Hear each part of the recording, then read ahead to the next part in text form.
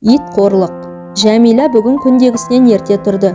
Көктемнің балбыраған бозғылт таңы шығыстан алқызыл шапақтар шашып, әлемге жар салғандай рауанданып атып келеді. Табиғат ғажап, бір тылсым тыныштыққа бөленгендей. Ежелгі ауыл адамдарының жыл 12 ай толас таппайтын мазасыз тіршілігі бүгін біреу су сепкендей тынып қалған. Бәлкім тым ерте тұрған шығар. Жәмила өзінің мұнша неге асығыс қимыл жасағанын жаңа түсінді. Енді бір шама уақыттан соң қой төлдеу науқаны басталады. Көзін тырнап ашқаннан бері колхоздың маусымдық жұмыстарына белсене араласып келеді. Ойлап қараса, соның да бір жылы бейнетсіз өтпеген. Бастан кешкен небір қиыншылықтарды жеңе жүріп, басына жаманат атақ тартып көрмеп еді. Еңбексіз күн қараң екенінде әлдеқашан түсінген. Күйеуі осыдан біраз жыл бұрын ұзақ аурудан айыға алмай дүние салды. Мәңгілікке көз жұмар алдында Жәмиланы қасына шақырып алып, ал Жәмилаш, мені өзің көріп те біліп те отырсың. Менің төрімнен көрім жақын. Айтайын деген ақтық арыз арманымды ден қойып тыңда. Алда жалда бірдеңе боп кетсем, үлгере алмай қалам ба деп қауіп жүрегімді аяздай қарыған соң тіптен шыдай алмадым. Мұндайда бойға біткен әуместер қайраттың да пайдасы шамалы екен. Саған да оңай әсер етіп отырмаған белгілі. Бірақ істейтін амалым қанша. Не де болса, тағдырдың сыйын көре жатармыз. Жасыма, аруаққа айналған адамды ренжіту пендесіздіктің белгісі. Екі қызымды оқытып, адам етіп шығар, шаңырағыма ие болып, менің орнымды жоқтатпай отыратын дүниеге бір ұл бала әке алмаған өкінішім. Бұл пәниге өкпем көп, арманым да асқар тауда еді. Егер ұлым болса, менің қазір көкірегімді қайғым әлдеқайда жеңілдейтін еді. Сол бала ер жетіп, адам болғанда сен де екі қолыңды жылы суға малып, содан туған немереңді құндақтап отыратын едің. Өткен іске өкінбе дегендей, осының бәрі құр ғана қиял ғой. Сырқатым жаныма батса да әр нәрсені ойлап арам қып жатам. Кейде осындай қиялдан кейін өзімді бір түрлі жеңіл сезініп, төсектен ұшып тұрғым келеді. Көңіл жүйрікпе, көгденен жүйрікпе деген осы ғой. Күйеуі осы сөздерді айтып болғанда, көлденең жақтан жөтел киіп кетті. Арс көрсетіп бір шама уақыт өзіне келе алмады. Жәмиланың бағанадан бері көңіл бостап, іштей егіліп отыр еді. Күйеуінің әлгіндей сөзінен кейін еңіреп қоя берді. Сосын күйеуін одан әрмен жылаумен жастып, көңіліне кірбің ұялата бермейін деген ойдан кейін сап тыйылды. Ерінің бет әлпетіне жайлап көз тастады. Жанарлары алыстан жымыңдаған, саңлау отты көз алдына тартып әкелді. Екі бетінің бұрын сыланып жүретін қызылдағы әлдеқашан өшіп, оның орнына кедір-бұдыр безеулер бет көрсете бастаған. Бұрын қалың да мамыражай орманға ұқсап тұратын жылтыр қара шашының да осы қазір сағы сынып, ұйпат-ұйпат шыққан. Маржандай тізілген тістері де күңгірт түске ауысып, өзі жүдеу адамның ұсқынын одан әрі кетіре түскендей. Сылқ-сылқ күліп жүретін күлкіден де ада.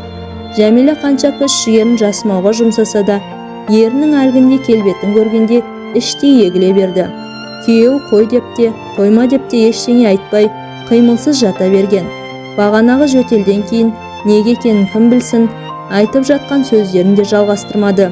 Басын құлақ қағыс еттім, соңын өзінде түсіне жатар дегендей еді.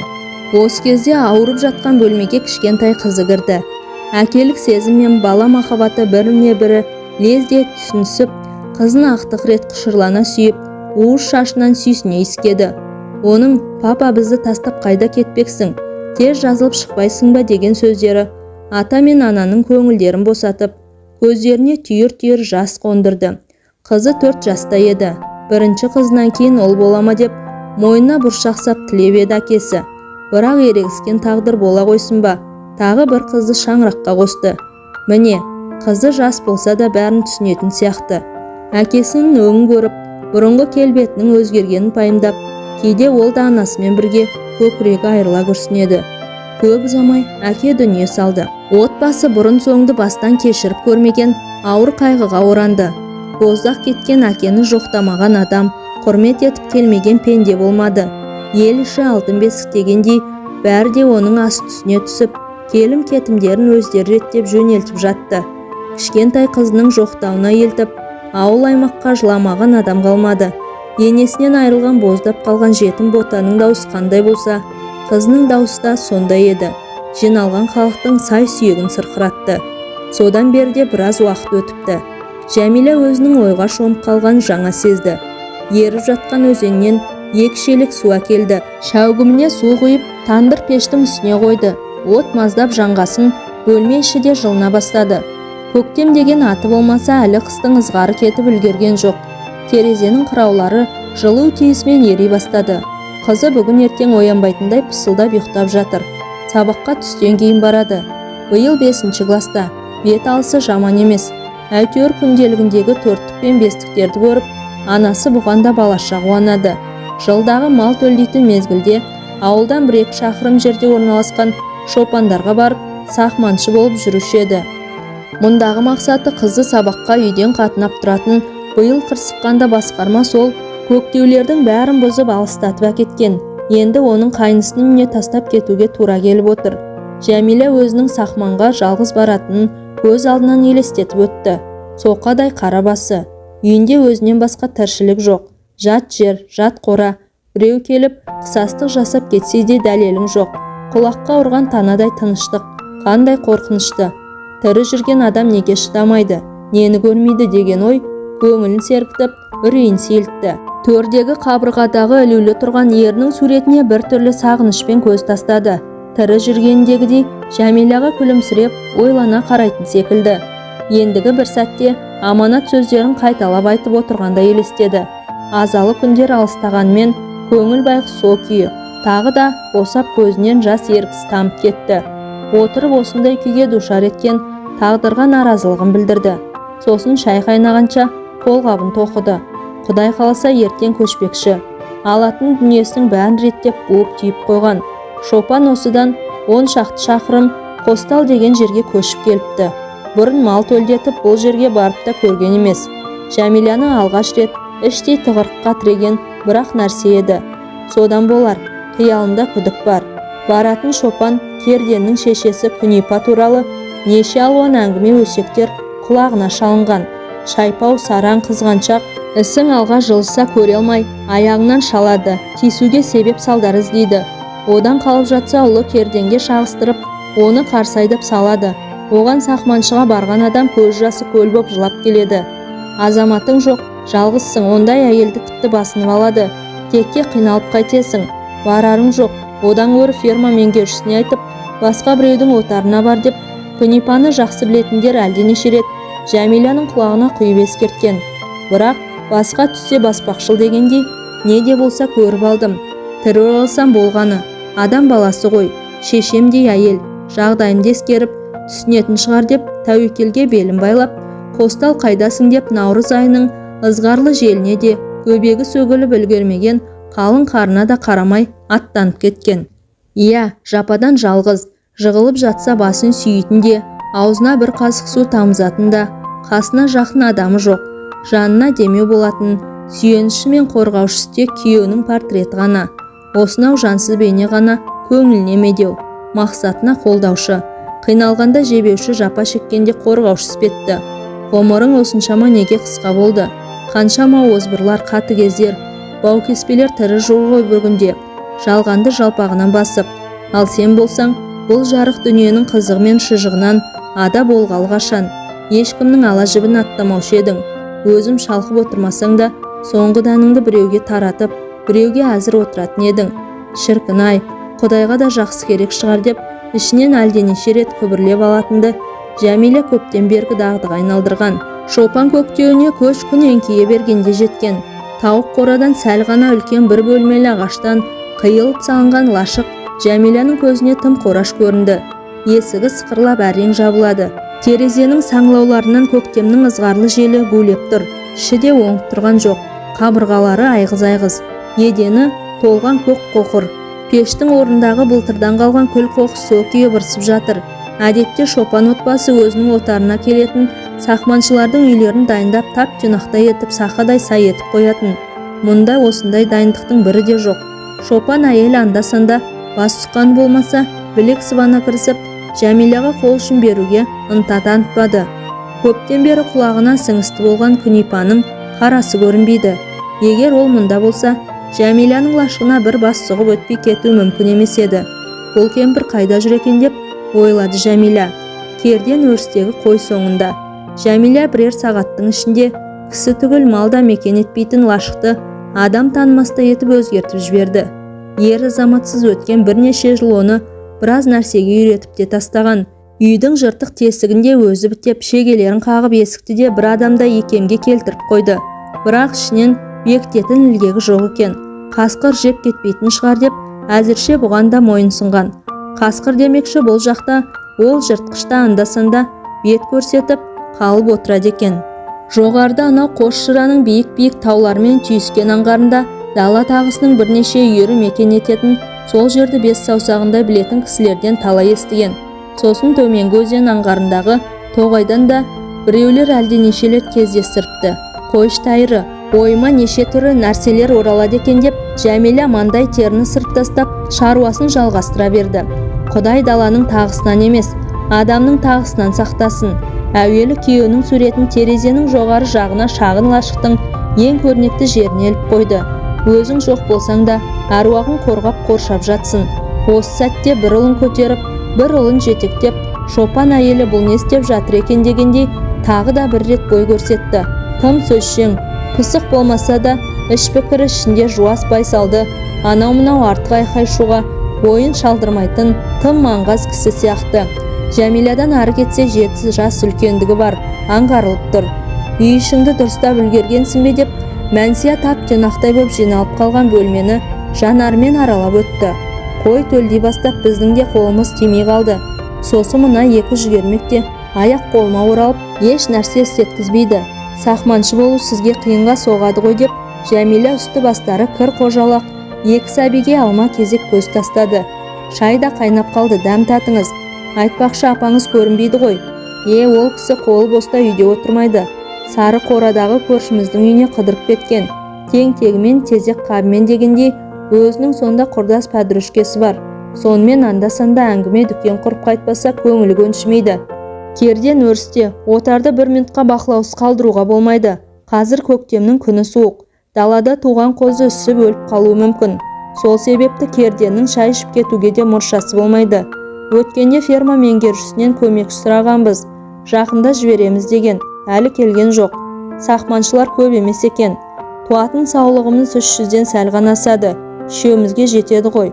Қалғандары бойдақ қой. Мына балалармен сізде қой төлдетесіз бе деп таңданды Жәмила. Ой Жәмила-ай, біз талай жылдан бері от пен суға үйрендік қой.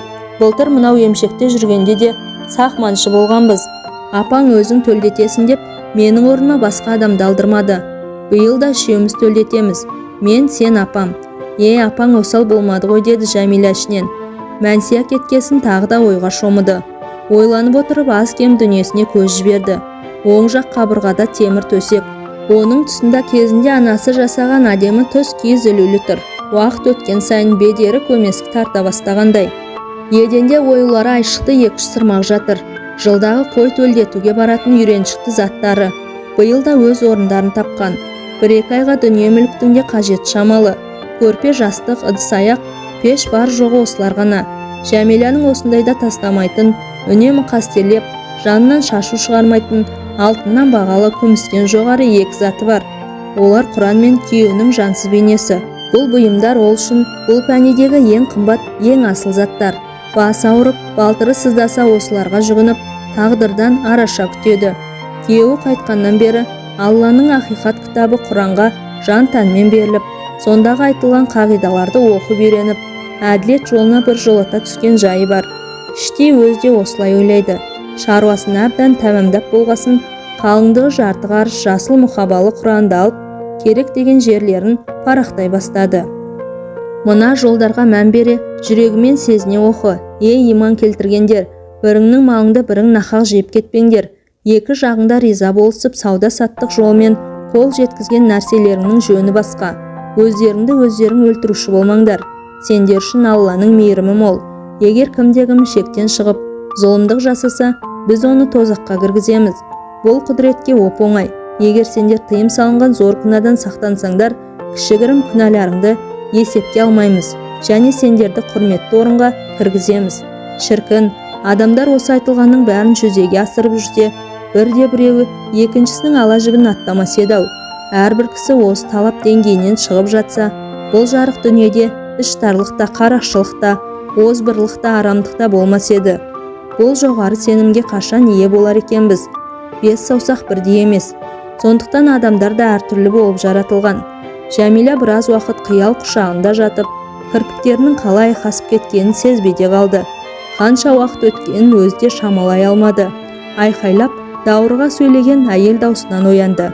Терезеге көз салып еді, күн ұясына қонып, төңірек қарабықтана бастаған екен. Батқан күннің қызғылт тарайы әлде көзден ғайып болмай, бозғылдана күреңтіп, ақшула бұлттарға қызғылт сәулені шашырата төгіп тұр. Жақын жерден адам бейнесі кездестіре алмады. Назарының бәрін жаңағы дыбысқа тігіп еді. Жіңішке бөренелерден қиып салынған үйге әлгі дауыс ендігі сәтте ап-анық естілгендей болды. Ойбай-ай, жылда бізге бай өлген жесір қатын жіберетін болды ғой. Басқалары құрып қалғандай. Керденнің тағы да құдай берді. Қатын десе ішкенасын жерге қоятын, оған тыным болмайтын болды енді. Күнипаның даусы екенін Жәмила іштей бағымдады.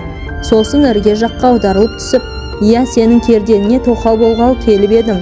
Мен мұнда» деп сыбырлап жатып, қолына Құранды тағы алды. Айтса айтқандай-ақ кемпір екен. Мұндайлардың қасында тұрмақ түгіл, алыстан сөзін естуде жиіркенішті сияқты. Құдай басқа не салды, соны көрерміз. 2 ай деген не тәйірі. Ертең-ақ зу етіп өте шығар деп, ойының соңында өзін жұбатқан болды. Тағы да қолына алған Құранның кейбір жолдарын мұқият оқи бастады. Еркек әйелдерге билік жүргізеді. Неге десең, Алла оларды бір-бірінен артық етіп жаратқан. Және ерлер әйелдер үшін мал-мүліктерін сарп етеді. Жақсы әйел еріне бой ұсынады. Ерлері жоқ кезде бір Алланы пана тұтып, өздерінің абыройын сақтайды. Жәмила қазіргі сәтте жаратқан ие нені тілек етсе соны орындауға әзір еді. Кезінде техникум бітіріп, колхоз кеңсесінде есепші болып істеді. Біраз жыл бұл қызметте жүріп, мамандығын жете меңгерді. Бірақ бағы өрлеп, бақты жана бастағанда тағдыр тәлкегіне ұшырады. Еш-жай деспей, татулықпен ғұмыр кешкен күйеуінен мәңгілікке айырылып, соққы тигенде арландай есеңгіреп қалды. Кейін біреулер азаматы жоғын пайдаланып, жұмыстан да қысқартып жіберді. Бірақ мойымады. Ағайын туыстарының жебеп қолдауының арқасында талай жыл жинаған мал-мүлкі, ол пұлының арқасында аштан өлмей, көштен қалмай, біреуден ілгері, біреуден кейін дегендей тіршілік отын маздатып келеді. Әлденеше рет сөз айтқандарда болмай қойған жоқ. Соның бәріне де мойын бұрмай, күйеуінің аруағын сыйлап, оның орнын ешкімге ауыстырмауға ант еткен. Бірақ табиғат заңына төтеп бере ала ма?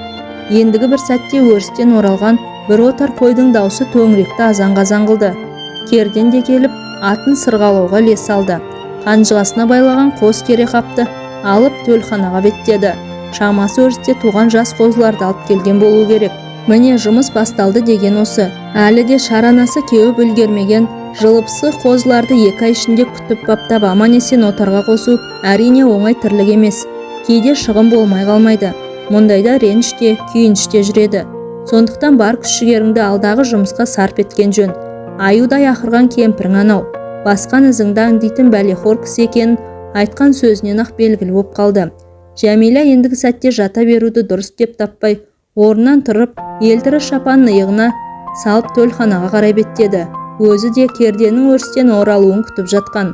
Бағанағы бір мезетте өзінің жұмыс орнын көріп қайтуға бір оқталған. Бірақ отардың есі болмаған соң кейін көремін деп шешкен. Керден қарсы жолықты. Бір ауылдың кісілері болғасын, бір-бірлерін жақсы таниды. Жәмиланы көрген соң Керден де етене жақын туысын көргендей, екі көзі жайнап, езуіне күлкі ойнап, шырқырай амандасты. Жәмила алдындағы жасы 40-тың ар жақ бер жағындағы қоян көз, бойы ортадан сәл аласа, қара торы, дөңгелек жүзді еркек туралы біраз әңгіме естіген. Ферма меңгерушісі жақын ағайыны болған соң, өзінің отарына күйеу жоқ, жалғызілікті әйелдерді жалғызып аладымыз. Жәмиланың ойы да бұған қарсы жауап беріп тұр еді. Мен де анау-мынау жеңіл жүрісті, нәпсі құмар әйел емеспін. Сенің қақпаныңа түсе қоймаспын. Екеуі төлханаға кірді. Керден сөйлеп жүріп Жәмилаға қозыларын орналастыратын үйшігін көрсетті. Төлхананың іші қабырғалары мен төбесі лас, терезелері де жарықшақтанып сынған, бұлтардан бері әктелмеген. Тура өзі орналасқан лашықтан бір артық жері жоқ. Турашыл мінезіне салып, ойындағысын да бүкпей Керденге айтып салды. Сіздер келгеннен бері ешқандай тіршілік жасамапсыздар ғой. бәрі де ашық-шашық. Ертеңгі күні қозылар ауруға шалдығып, суық тиіп өле бастаса кім жауап бермек? Тіпті төлхананың іші де жиналмаған, кір-қоқыс. Адам осылай қалай болса солай жүре ме екен? Жинақылық деген қайда деп Жәмила кейі сөйледі. Керден бірден мұндай наразылыққа тап болам деп ойламаған болу керек. Сөзден тосылып барып, екі көзін алақ-жұлақ еткізіп айналасына қарап алды да күмілжіп барып міңгірлей тіл қатты. Ой Жәмила-шай, айтып тұрғаның жөн әрине. Бізде сен сияқты пысық қатын жоқ қой. Өзінің кейпін көрген шығарсың. Бірін жетектеп, бірін көтеріп жүрген тұранау жеңгеңнің деп, Керден соңғы сөзінің екпінін көтере сөйледі. Жылда бір ұлдан табады. Қыз керек деп 7 ұлды, бірінің артынан бірін тізді ғой. Сол қыздың әлде төбесі көрінетін түрі жоқ. 5 ұл интернатта, 2 үйде, бойына тағы да бала бітті деп жар салып жүр. Қойды қалай төлдетерін бір Құдай білсін. Қоймен бірге өзде жыл сайын төлдейді деп, Керден әзіл-шын аралас әлде ажары кетіп үлгермеген оймақ ауыз маржан тіс Жәмилаға өзімсіне қарағандай болды. Ең аз дегенде есік терезені бекітіңіз. Мал өзіңіздікі ғой. Ертеңгі күні шығынға ұшырап жатса, өзіңіз жауап бермейсіз бе? Бұлар сөзін аяқтап үлгермей, ішке күнипа сөйлей кірді. Мыналар әлден ыржалақтаса бастаған ба? Оңбайсың сен Керден. Түбінде қатын деп өлесің деп, сәлем берместен ұлын сөзбен іліп түсті. Шешесінің шайпау мінезін білетін Керден де оған назар аударған жоқ. Ой апа, қойыңызшы, біз жұмыс туралы әңгімелесіп тұрмыз. Жұмыс туралы деп, күнипа Жәмиланың басынан аяқ өңсіздене бастаған сарғыш жанарлармен шолып өтті. Жұмыс болса неғып тұрсыңдар, іске кірсіңдер, яғнекті тазалаңдар, үйшіктерді құрыңдар, ағаш жарып ішке кіргізіңдер. Жұмыс деген осы, істеңдер. Ана қатының балаларын сылтауратып, үйден бір адам шыққысы келмейді. Сендер істемегенде сақалды басымен мен істеймін бе? Сені жіберген бе бізге? Әйтеуір жылма-жыл біздің маңдайымызға күйеусіз қатындар жазылатын болыпты. Жәмила ешқашанда бұл ғұмырында бұрын-соңды жете танымайтын біреуден осындай тосын дөрекі сөздерді естимін деп ойлаған жоқ еді. Тіпті мына кемпірдің мінезі жұрт айтқаннан да асып түсетін сыңайлы. Ой апау, жесір болсақ та бір Алланың жазымыз шығар. Оған ешкімде қарсы келмесі анық. Ал мұнда келіп қалған екенбіз, Құдайдан қалап, Тәңірге жалбарынып келген жоқ едік. Басқарма жіберіп, біз келдік. Біз ол үшін кінәлі емес шығармыз деп, Жәмила өзіне тән әдетінше жайбарақат тіл қатты. Кемпірдің көздері жыпылықтап, шарасынан шығып кете жаздады. Жеміне атылатын бүркіттей қомданып, еріндері жыбырлап, айтылатын сөздері бірден аузына түспей, алдындағы әйелге сәл-пәл ойланып барып, зәрлі қарлыққан дауыспен екпінін көтере сөйледі. Құдай дейді, қашаннан бері құдайшыл болып қалдың? Келдің екен мұнда, енді жұмысқа кіріс. Осы қораның жарты жұмысын сен атқарасың. Мен де сені қалап алғам жоқ. Талайлар келіп, талайлар кеткен мұнда. Көп болса соның біреу ғана шығарсың. Мені Құдай деп қорқытпа қарағым. Мені сен түгіл өзің айтып тұрған Құдайың да қорқыта алмайды. Шешесіндей кісіге сондай сөз айтар мекен? Қойш апа, сөзді көбейтпей деген сөзге Керден араласты. Жарайды апа, келістім сізбен. Әркімнің өз ойлаған өзінде, сонысын айтады. Бірақ нақақ жағамнан алмаңыз. Мен мұнда еркек іздеп келгем жоқ. Мұндай сөздерді ендігәрі маған айтпаңыз деп, Жәмила енді бұлай тура беруді жөн көрмей, лашығына қарай беттеді. Ойпырмай-ау, мынау шынында да Құдайдан да аруақтан да қорықпас. Айтып тұрған сөзін қарай көр. Неткен қараңғылық шіркін. Ана Құранның сүрелерін оқытар ме еді бұған? Сонда Алланың кім екенін біліп тәубесіне келер еді деп ойлап, Жәмила Құранды құшақтап, кеңкілдей жылайдай кеп. Бірақ даусын шығармай іштей өксіді. Күйеу өлгеннен бері көз жасының көл болғаны осы еді. Маржандай мөлдір жас тамшылары Құран беттеріне сырғып түсіп, қаз қатар тізілген әріптерді дымқылдап ақ жатыр. Ендігі сәтте осы Құран туралы оны жанынан бір ел тастама деп дем салып тарту еткен шаштай молда ойына оралды. Күйеуі жағынан аталас, туыс ол кісі Жәмиланың үлкендерді сыйлап, алдарынан өтпейтінін, кішіпейіл мінезін қадірлеп, үнемі келіннің баласындай сыйлап жүруші еді. Ішінен жаның жәннатта болсын. Сіздей кісі енді қайдан тусын деді өксігін баса алмай. Сөзі дуалы, алақаны шипалы, осы адамның бойына біткен ерекше қасиетін ауылдастарды да жете бағалаған жоқ. Ол үшкірген науқас адам бір күннен кейін ештеңе болмағандай дертінен айығып төсегінен тұрып кетуші еді. Осындай бір оқиғаның куәсі де болған кезінде алыстан туыстарына жолаушылап келген бір әйелдің 3 айлық баласы аяқ астынан ауырып, аудан орталығындағы ауруханаға жеткізіледі. Жер жақпаған ба, әлде біреудің көзі тиген бе, ол жағы белгісіз. Әйтеуір нәрестенің жағдайы күн өткен сайын ауырлай түседі. Ақыр аяғы амалдар таусылған сондағы дәрігерлер балаңа қатты суық тиген екен. Мұнда жата берудің енді қисыны болмас. Тез туыстарына жетіңдер деп, баланың кісі болмайтынын ашық айтпаса да, емеуіндерінен білдіріп, ауылдарынан бір туысын шақыртып машинасына салып аттандырып жібереді ғой. Алдын ала мал да құрбандыққа шалынады.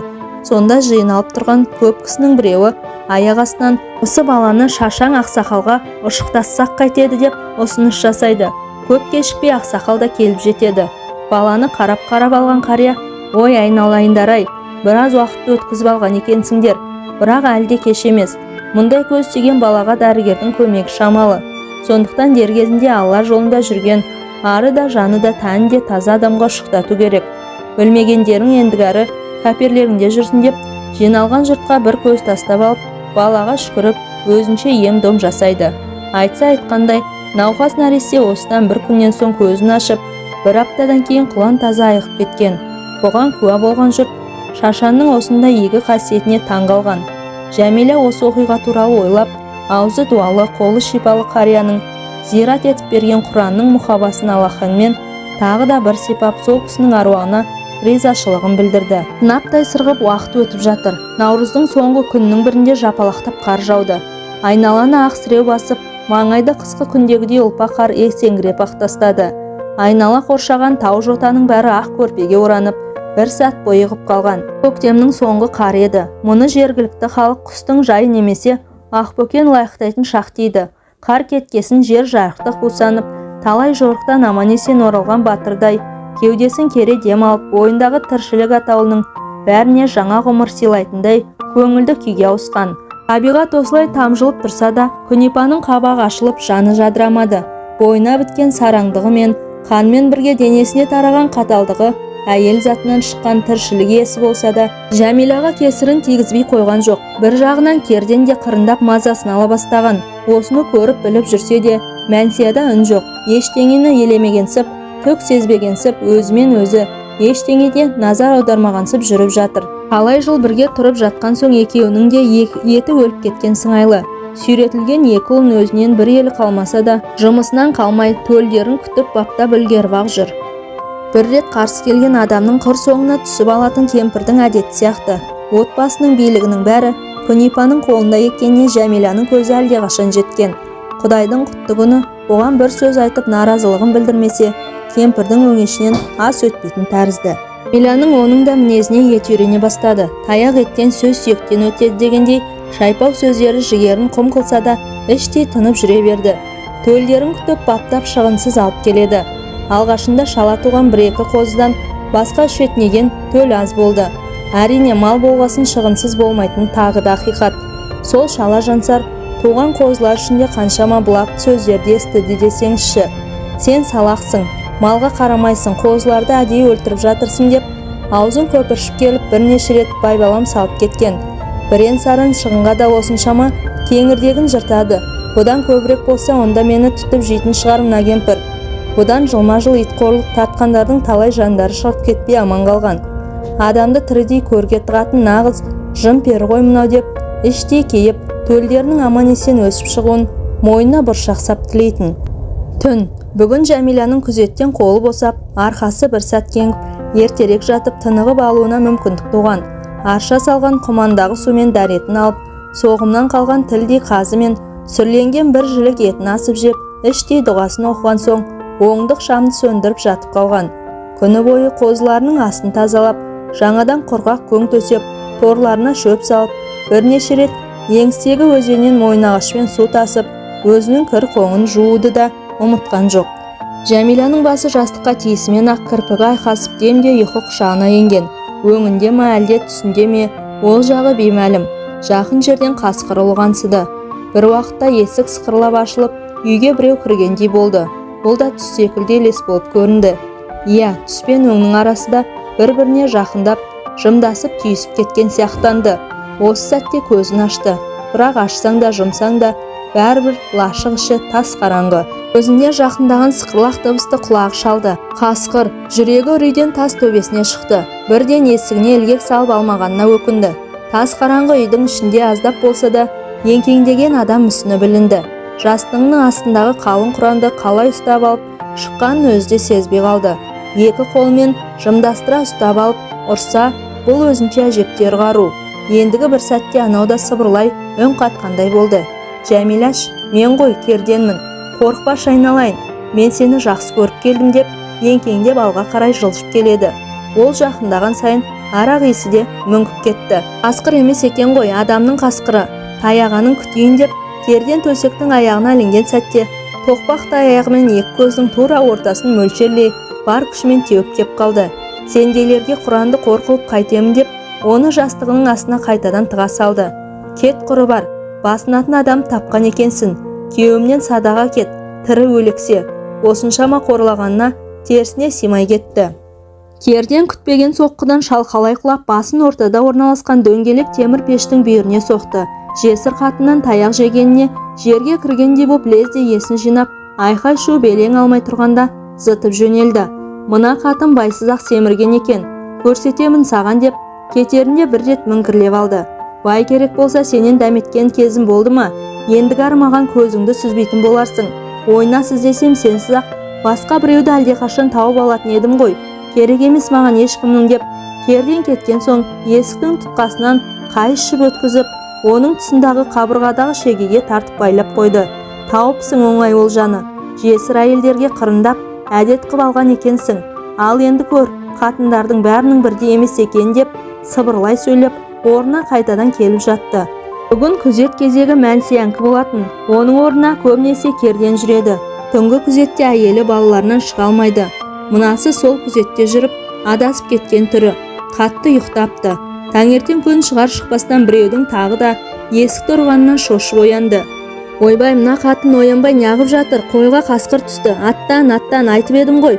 Жақсы қонақ келсе қой егіз табады, жаман қонақ келсе қойға қасқыр шабады деп құлағына сіңісті болған Күнипаның даусы. Иә, түндегі керденнің жорғанынан кейін қораға қасқыр түсіп, 6-7 қойды тамақтап кетіпті. Әншейінде шабалана үріп, адамды бір қадам алға бастырмайтын сабалақ жүнді желбуаз иттері ауыздарын біреу байлап тастағандай неге екені белгісіз үнсіз қалған. Кім біледі, отардың қандай күйде болатын. Егер көмекші шопан дүркіреп шошынған қойлардың дыбысынан оянып, далаға шықпағанда ер адамды көздері шалған жыртқыштар да жан-жаққа жосыла қашқан. Соның өзінде 5-6 қойды жаралап үлгерген. Қой қозы күзетіп жүрген керденнің өзін осыдан кейін көмекшісі әзер оятып алған. Түндегі қатты соққыдан кейін есін әзер жиған көрінеді. Сосын Күнипа тұрған. Енді міне қасқырларды құдды Жәмила ертіп келгендей есік алдында аюдай ақырып тұр. Тіпті басылатын түрі көрінбейді. Есікті шағып кіретіндей тоқпақтатып әкетіп барады. Неткен сұмдық мынау. Менің бұған қандай қатысым бар еді деп Жәмила тәтті ұйқысын қия алмай орнынан зорға көтерілді. Қайыс жіп оңайлықпен шешіле қойсайшы. Есікті бекітіп ап соншама мынаған не болған? Сол қасқырлар саған түспеген екен. Күнипаның сөзі денесіне жебе сұққандай өңменінен өтіп әкетіп барады. Ол ғұмырында ешкімді тілдеп қарғап көрмеген басы ішінен ой қақпасай, сендер сияқтыларға да жер басып жүреді екен-ау. Құдай ұзақшыл бір күні траптай асырар. Жазықсыз адамның киесі де ауыр болады. Жазаңды менен емес, Алладан-ақ тартасың деп ішінен күбірлеп есікті аштау әйтеуір. Апа, не болды соншама айқайлап таң атпастан деді. Ештеңеге түсінбеген Жәмила. Не біліп жатырсың? Қойға қасқыр шапты. Мен қайдан білейін, бүгін менің күзетім емес қой. Болса ше, сонда дем алғалы келдің бе мұнда? Жәмила да аяқ астынан ызаға булықты. Түнде керденің келіп басынған аз болғандай, енді шешесінің себепсіз айқайлап тұрғаны мынау. Керде мас боп, ягнектің ішінде ұйықтап жатыр. Арақты тығып ішіп қып-қызыл мас. Бір жерге құлап қалған ба? Самайы көздері көгеріп қалған. Арақты сен берген жоқсың ба? О тоба, оған арақ беріп сыйлайтындай мен кім едім соншама деп Жәмила Күнипаның қушиған арық кейпіне жирене көз тастады. Саусақпен түртіп жіберсең-ақ траптай асып құлап қалатындай-ақ тым арық екен. Көз тоқтатып зер сала қараған осы еді. Сөзді одан әлі ушықтырмайын деп сабыр сақтай сөйледі. Апа, тиіспеңізші маған. Мен өз күйеуімді қара жерге тапсырған қам көміл жанмын. Шыдасаңыз аз уақыт қалды ғой. Менен де құтыларсыз.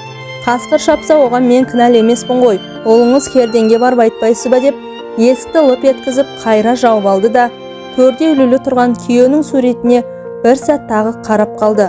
Дұрыс істедің, Жәмила. Менің аруағымды ардақтап, жүрегіңе мыңда бір рахмет деп айтып отырғандай елестеп кетті көзіне.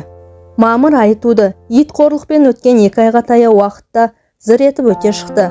Асырап сақтап өсірген 100-ге тарта қозысын ферма меңгерушісі келіп өзі қабылдап алды. Мәнсиядан да, Күнипадан да бір шама шығын болған екен. Ферма меңгерушісі 50-ге таяған жігіт ағасы Жәмиланың жауапкершілігімен, еңбекқорлығына төзімділігімен, мінезінің биязылығына таңданғанын жасырған жоқ. Бұлардың сырларын ежелден білетін тәрізді. Айналайын, қалай ғана шыдап, төлдерді қалай аман-есен алып шыққаныңа шынымен таңданып отырмын. Бұл кісілерге адам түгіл темірде шыдамайды. Әсіресе анау кемпір дегенің мұхым елде жоқ адам. Шынымды айтсам, бұл отарға бірде-бір әйелді үгіттей алмадым. Бәрі де колхоздан шығарып жіберсең де, керденің отарына бармаймыз деп қасарысып отырып алды. Сен бұлардың сырын білмедің-ау деймін деп, меңгеруші Жәмилаға аяй қарады. Естіген бір басқа, өз көзімен көрген бір басқа ғой. Көрдік, шыдадық. Артық ауыз сөзге барып қарсы келмедік. Басқа түссе баспақшыл деген бәріне де көндік. Енді бұларды көруімнің алды мен арты осы болсын ағай деп, Жәмила да ойындағысын айтып салды. Саған еңбегіне біраз сияқы жазғызам. Ертең көлік жіберем, көшесің. Жәмила бұл ғұмырында осыншама қуанбас. Лашығына келіп, 7 шелпегін пісіріп, жаман жақсы болса да көршілерін шайға шақырды. Бір ұлын көтеріп, бір ұлын жетектеп Мәнсия келді. Бұл жердегі соңғы күні Жәмила көңілді өткізуге барын салды. Өзіңді таспен ұрғанда аспен ұр дегендей, Күнипаны да дастарханға шақырған. Келінен әуелі енесінің неліктен кешігіп жатқанын сұрады. Апам сары қораға кетті. Біздің қызыл тасқа Құнажым 1 жыл бойы шөппен жемді тегінен тегін жеп жатыр. Қасқыр жегір деп көрші шопанның бұқасын айдап келуге кетті. Көршісіне Құдай тамағын беріп, дүние мүліктерін асықпай буып түйіп, кір қоңын жуып болған соң, таза ауада дем алуға солтүстік жақтағы жотаның үстіне шықты. Көз алдындағы тоғай, жасыл желек, жамылған шабындықтар, бұта қараған шағын көлдер алақандағыдай ап-анық көрініп жатты. Сәлден кейін еңіске көз жібербеді. Көршінің қара бұқасы керденің қызыл қасқа сиырын үйездеп қуып жанын суырып алардай боп жүр екен. Күнипаның арманы орындалатын болды ғой деді ішінен. Қыз қақыған аяз бет қаратпайды. Ақпан басталса да қыз қаһарының қайтатын түрі көрінбейді. Қайта қаңтардағыдан бетер қатуланып, өн бойыңды ызғарға толтырып әкетіп барады. Аңызақ желде аязбен жағаласып, бет жүзді оңдырмай қарып тұр. Аспанды қорғасын бұлт торлап, алған жақын арада күн көзін көрсететін түрі жоқ. Бірақ жер үстіне аяқ шалып, жүргізбейтін омбы қар көрінбейді. Ауыл ортасы болған соң, машина адамдар жүріп жермен жексен етіп тастаған. Адымың жеңіл, жүрісің ширақ. Бұған да тәубе. Жәмила аудан орталығындағы күнделікті бір шаруасын бітіріп, ауылға жол тартқан біреуге ілесіп, кетпекке жол шетіндегі аялдамаға қарай келе жатты. Жолшыбай аудандық ауруханада медбике болып істейтін көрші қызға соға кетуді ұйғарып, солай қарай бұрылды. Жақындай бере есік алдында тұрған бір топ кісілердің арасынан Мәнсияның жүзін бірден аңғарды. Аяғы ауыр екен. Қоңыр пальтосының түймелерін үзіп шығатындай іші тырсиып тұр. Босанғалы келген шығар деп түйді ішінен Жәмила. Жақындай бере Мәнсия да мұны байқап қалып, шаршы топтың ішінен сытылып шыға берді. Екеуі ескі таныстардай жылы амандасты. Бірақ Мәнсияның өңі сынық, жүзінде шаршағандық бар, даусы да солғын, қабағында кірбің шалған. Жәмила сұрақ қоюды ыңғайсыз санап, Мәнсияның өзін сөйлеуін күткен. Ой, Жәмила-шай, былтыр ренжіп кеткеніңді ішім сезіп еді. Қайтейін, кемпіріміз сондай болса, енді сол кемпіріміз әл үстінде жатыр. Тағдырдың басса салғаны шығар. Не болып қалды, кемпірлерің тың еді ғой. Өлім мен өмір арасы бірақ қадам екен ғой өзі. Апамды сиыр сүзіп, енді міне ертеңін күтіп жатыр. Дәрігерлер жағдай тым нашар дейді деп, Мәнсия көзіне жас алды. Қуып оқ түбіне жетті. Сол өзің білетін қызыл қасқа Құнажын қашып жақында туған. Шөпті өзім мол қылып салатынмын. Бірде апам мұнымды көріп қойып, маған дүрсе қоя берсін. Салған шөп жартысынан құшақтап алып жатқанда өзі қызғаншақ Құнажын екпінде келіп сүзіп апамды мұлжалап тастапты. Міне енді ауруханаға алып келдік. Бірнеше қабырғасы сынған, өкпе жүрегіне қатты зақым келген дейді деп, Мәнсия өксігін баса алмай жылап жіберді. Қой Мәнсия, жаман ырымды бастама, мүмкін жазылып та кетер. Жәмиланың көз алдына қажыр қайратының бәрі сайраған, қызыл тілді адамға деген жанашырлық сезімі жоқ. Шүйкедей қара кемпір тартыла қалды. тек елес боп қалған сияқтанды. О бишара кемпір-ай, дүниені тарылтпай адам сияқты жүрсең, аяқ астынан мехнат татпас едің ғой, кім білсін. Адамға жасаған қиянатың бұрышығы өзіңе тигетін бағамдамадың деп, бір жағынан кемпірді аяса, екіншіден сол бір қиналған кездерін есіне алды. Ендігі сәтте көз алдына былтыр көктемдегі қара бұқа елестеді. Сол жануарды қызыл қасқа сиырдан пайда көрем деп өзі айдап келіп еді ғой. Бәрі де Құдайдың ісі. Маңдайға не жазса соны көресің. Аяз бет қаратпайды. Жәмила жол бойындағы аялдамаға жетуге асықты. Әңгіменің соңы. Әңгіме авторы Дәлелбек Батыр.